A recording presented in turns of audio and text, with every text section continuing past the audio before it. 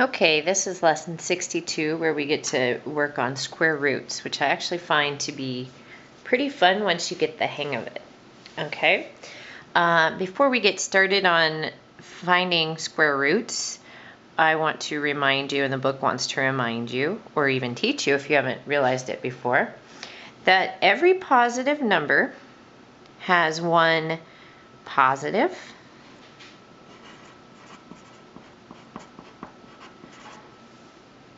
and one negative square root. And I put a note there in the notes that it's easy to forget about the negative square root, okay? Meaning, like if I have square root of 16, that means what number times itself equals 16? Well, most of you guys think 4, because 4 times 4, right, equals 16. However, a lot of people forget that negative 4 times negative 4 also equals positive 16, because negatives times negatives, see if you can see that, a negative times a negative is a positive. So every number has a positive and negative square root. This year, when you see this square root, or we call it a radical, that is assuming or indicating the positive square root. When they put a negative in front like this, that indicates the negative square root. So what they would put for, if we wanted square root of 16, we wanted it to indicate negative 4, it would look like that, okay? So we'll get used to that as we move on, if that's a little confusing for you. But when you move on to math, into like calculus, and even before that, remembering that every positive number also has a negative square root will be very important, because I see a lot of kids lose points over forgetting about that negative square root. Okay, so let's do some practice here. Okay, this says square root of 4. So we go, what times itself equals 4, and that would be 2. All right, and since they don't have a negative out in front, they're just assuming or indicating positive 2. Okay, look at this. Square root of 4 squared. Well, isn't this interesting? Square root of 4 is 2. So that means 2 squared, which equals 4, right? So the square root of 4 is 2, square it, and we get 4. Now, what I want you to notice here is this square root, or that square and the square radical sign, they cancel each other out. So basically, when we have this and this together, they drop out. Whatever is inside drops out, and that's the answer. So they cancel each other out. They're opposites. Okay, so like this, now that you see square root of 20, we have this symbol and we have that symbol together. So without even doing any sort of calculating in your mind, we know that whatever's under there drops out. Okay, but we can also take a step back and do it mathematically. Okay, square root of 25 is 5. 5 squared is 25. But see how that took a little bit longer? If you're used to seeing that these two cancel each other out and whatever's inside drops out, then you actually shortcut it. So like on this one, I see a square root or a radical sign and a square. So I know whatever's under that radical gets to be the answer. So let's think of it this way. Square root of x, well, and that's why we have to learn that trick, is because this isn't an actual number. We can't calculate it to prove what I just said is true, but we have to just know now that this cancels that out. Okay, so when you have a square root times itself, whatever's under the radical is your answer. Okay, so like letter A there, we have square root of 2 times square root of 2. All right, well, again, that's the same as square root of 2, and if you can see this, squared, correct? That means the same thing. So then the answer is 2. But if we square root of 2 square, that's the same. You can always multiply what's under in the radical together. So that's square root of 4, which is 2. Okay? But it's the same as what we were talking about up here. They expanded it rather than giving it the square sign. Okay? This one would be harder, because if I want to do 2.42 times 2.42, and I can't use a calculator on this, and so we have a problem with that. So we're going to have, we just need to know that when we square, whatever's underneath is the answer. Oops, I jumped to C instead of doing B. So square root of A times square root of A is the same as square root of A squared.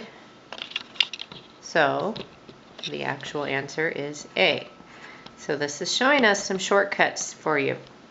Now, we have a radical times itself. So whatever is underneath there is your answer. So that's kind of fun. You don't have to do any calculating. All right, now this example wants us to use a calculator to find the square root of 18. Okay, now I don't have a calculator with me for this lesson. I could run and get one, but I didn't plan ahead very well. So what I'm going to do is just tell you what to do. If you have a calculator and it has a square root key, you go ahead and you type in 18, and the book tells you this. Put 18 into your calculator and then hit the radical sign. And you will get something pretty long. Now it says determine to 5 decimal places. Okay, so when you do it into a calculator, I'm going to write it over here. When you put that into your calculator, you will get this, 4.242640687. That will come out on the display. Okay, however, this says out to 5 decimal places. Does that mean we count out to 5 and then just chop off the end? 1, 2, 3, 4, 5, and then just chop these guys out?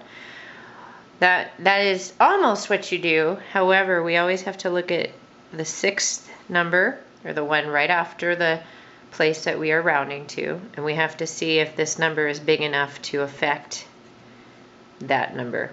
All right, we have a 0. So that's kind of nice. It has no effect on the 4. If this was 5 or higher, this 4 would turn into a 5. So it's not. So the final answer here would be 4.24264. Now, you'll find out later in math, it would be better to leave it as a square root than to round it, because this is an irrational number, meaning it will never stop. There's just going to be number, kind of like pi, go on and on and on and on. So the minute you round, the number is less accurate. Okay, it's not as exact as saying square root of 18. This is more exact than taking a number and rounding it, and we'll get into that later too. But so this is actually more pure and beautiful than this is. Okay. And it's easier to write, so that's nice, isn't it? Okay, this is what I really want you guys to be able to do. I have squaring every number up through 15. In fact, it would be neat if you could do past 15 all the way up to 20, or at least to 6. Yeah, all of them would be nice. But I would like you to know these by heart. So we're going to go ahead and maybe pause my video and see how many of these you can fill in. I'm guessing, well, you better have these ones known, okay? This column here, if you have any hesitation on any of these, I want you to maybe make a flashcard or practice these over the next few weeks, because knowing these, squaring these, is very important. It will help you later on, I promise. Okay, so I want you right now to pause the video and see what you can fill in without the answers yet. Okay, so go ahead and pause. Okay, now you can, hopefully you filled these in. So I'm going to fill them in so you can check how you did. Obviously 1 times 1 was easy, better have been. 2 times 2 is 4, 3 times 3 is 9. Hopefully none of you made the mistake and multiplied by 2 rather than squaring. That would be a lot of erasing. So check your work as I go and see how you did. Memorizing this list of numbers will help us when we are simplifying radicals. Okay, now we've got 121, 144. All right, Now, if you can remember this one, then you can remember this one. 13 squared, okay, is 169. And what I think is, well, you have a 100 because it's going to be a little bit bigger than the 144.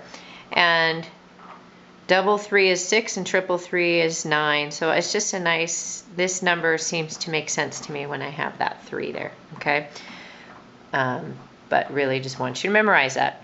Now, if you know 13 squared, then 14 squared is easy because we reverse the last two numbers of 13 squared. So it's 196. Do you see how these guys just switch spots? All right, so that's how I memorize 14 squared. Now 15 squared obviously is going to be bigger than 196, so it's going to be in the 200s, and because it's got a 5, you know it's going to be end in a 5, and it's probably going to be something nice and even. So we're going to go ahead and it's 225. Okay, so these are very important numbers to know. It will help us when we simplify square roots. Okay, what do any of you know 16 squared? And it's bigger than 225, and it's actually 256. So pat yourself on the back if you know that one. Okay. 17 squared, I'm not going to write it down, is 2, well, maybe I will. 17 squared, it would be nice if you guys knew all these. 17 squared is 289. Now I'm going to be honest here and tell you that off the bat, I don't know those two. So maybe I need to do some work. Okay, 20 squared is easy. It's 400. Okay, because 2 times 2 is 4. Add a couple zeros. There you go. Now, the nice thing is we can make some guesses on here. These are probably, well, these are both going to be in the 300s because it's bigger than the 289 and less than the 400. Okay, so go ahead and look those up or multiply. You know, if when in doubt, what would we do? 18 times 18. Multiply it out. Okay, 4, 6, 8. I know a lot of you don't like to do this. The reason I'm doing it here on the paper is to show you that I am not, even if I've been doing math forever, I'm not opposed to doing some long division or long multiplication. So there it is. It's 324. All right. So 19 squared, we do the same thing. Now, how much time did that take me to do? Not very long. I know a lot of you like to be impatient and just get this stuff done, but really, how bad was that? Okay, I know you want to go outside and play or do something more fun, but maybe it's time for you to embrace how fun this activity is, right? Okay, how about over here, since we don't have 9, we'll do 19 times 19, okay? So 81, 9, 8, 17, 0. So it doesn't take that long, does it? No. Is it really 361? Okay, I'm a little rusty on these. Okay, 361. So what if you memorized all of these? I'll tell you, you'll be a step ahead of kids later on in math. Okay, so that's page 1 of this lesson, and we just have another half a page as far as lesson notes go, and then you guys have your practice. Okay, all right, without a calculator. Most of this is going to be without a calculator. There is going to be one section in the practice where you get to use a calculator to find the square root of 17. But most often, do not use a calculator unless I tell you to. Okay, this says, without a calculator, determine between what two integers square root of 10 lies. Okay, so that actually has nothing to do with down here. Square root of 10. Well, we know the square root of 9 and the square root of 16. Those are our perfect squares. Square root of 9 is 3 and square root of 16 is 4, correct? So then, wouldn't square root of 10 be somewhere in between 3 and 4? So it's going to be 3 point something. And that is true. So when they say what two consecutive integers, it's between 3 and 4. Now, I'm going to write it up here. The actual square root of 10, if you put it into a calculator, we're going to check our work, is 3.16227766. Okay, now if we round to 6 decimal places, 1, 2, which the book has us do, 1, 2, 3, 4, 5, 6. Okay, there's the 6th spot. Let's see if you can see that. Is between the 7 and the 6 there. Okay, so does that mean we just get to cross those out? Nope, because that 6 is bigger than a 5. So that 6 is going to make the 7 go up to an 8. So if we were to round this to the nearest 6 decimal places, like the book talks about at one point, 2, 2, 7, 8. Okay, a lot of people make that mistake for, all through high school, and I don't want one of my students to do that. Okay. Now we're going to be talking about, now they got a little 3 out here. Okay, how we say that is cubed root. The cubed root of 8. All right, go ahead and put that in your notes so you remember how we say that. The cubed root of 8. What does that mean? Well, what it means is what number times itself 3 times equals 8. And that is the answer to the cubed root of 8. So what number times itself equals 8? So let's try 3. If we did 3 times 3 times 3, we get 3 times 9 times 3 is 27. So it's not 3. What about 2? 2 times 2 is 4. In fact, I'm going to write it in. 2 times 2 is 4 times 2 is 8. Okay, so we just found out the cubed root of 8 is 2. So not only are we doing square roots anymore, we are doing cubed roots. Okay, now that we're in algebra. So, maybe that helps. I need to zoom in a little bit more. All right, so what does this mean? This means what number times itself 3 times is negative 8. We're not used to seeing a negative when it's a square root because you cannot find the square root of a negative number, but you can find the square root of or cubed root of a negative number. So what number times itself equals negative 8? Well, we know that 2 times itself 3 times is 8. So what about the fact that we know that if it's 2 times 2 times 2, but we need it to be a negative 8 here, right? So what if we do this? Negative 2 times negative 2 times negative 2, does that equal negative 8? Well, yes, we have an odd number of negatives here. So that is negative. So the cubed root of negative 8 is negative 2. The cubed root of positive 8, I'll go back to that, the cubed root of positive 8 is positive 2. Cubed root of negative 8 is negative 2. Okay, I kind of find that to be fun. Now let's look at this. Remember how I said that these things can cancel each other out? Before it was square root and a square canceled each other out. Now if you have a cubed root and it's cubed, whatever's under the radical also gets to drop out.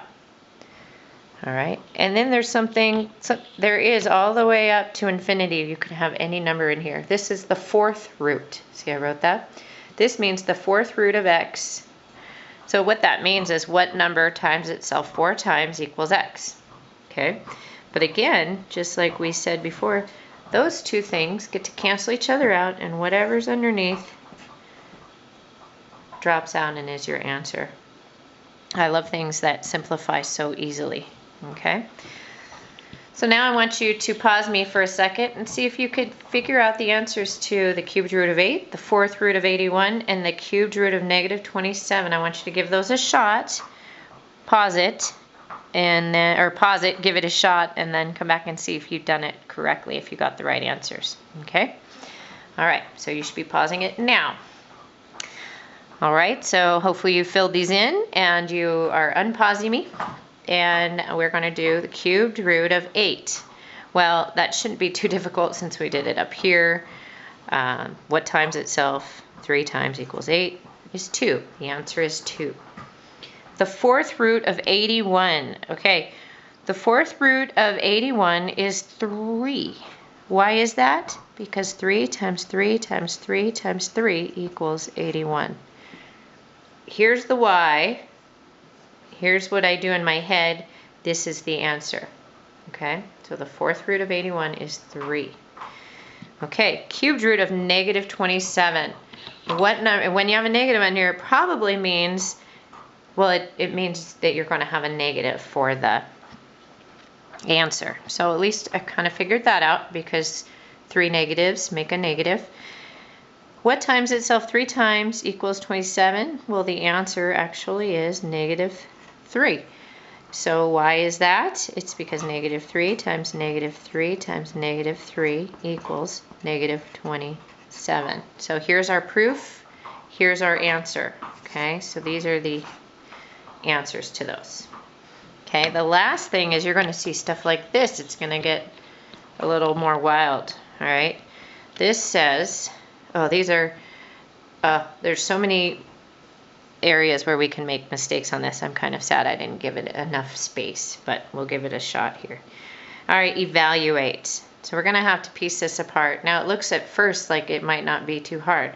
I want you to look at this and this. How are these different, except besides the fact that we have a 2 and a 3? We've got a negative here and a negative, but the parentheses change things quite a bit. And the sooner you understand that, the better life will be. So I'm going to go ahead and negative 2 squared. This square is not squaring the negative.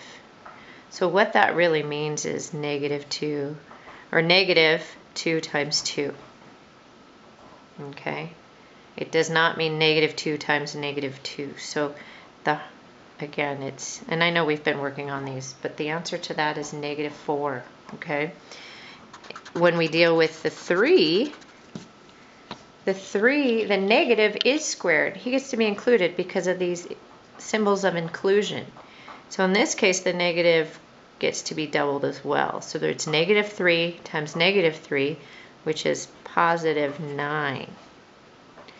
Okay, now what on earth is this thing? This means plus or minus. That means we're going to actually have 2 answers to this problem, because we've got 2 options, 2 situations, 2 scenarios. We're either going to add the square root of 4 or we're going to subtract the square root of 4. Well, what is the square root of 4? It's 2. So I'm going to go ahead on this next level and write plus or minus 2. Okay? So negative 4 and positive 9 is a 5. Plus or minus 2. So again, we have 2 scenarios. 5 plus 2 is 7. 5 minus 2 is 3. These are our 2 answers. Okay? So this expression that we were asked to evaluate has 2 values. It's 7 and 3. So sometimes you get 2 answers for a problem, especially when they have, because it's got or. So it's 7 or 3 is your answer. Okay. That was it for the lesson notes. The rest is practice. So you guys, looks like you just have 4 practice problems. No, 1, 2, 3, 4, 5. 5 practice problems and then the lesson. So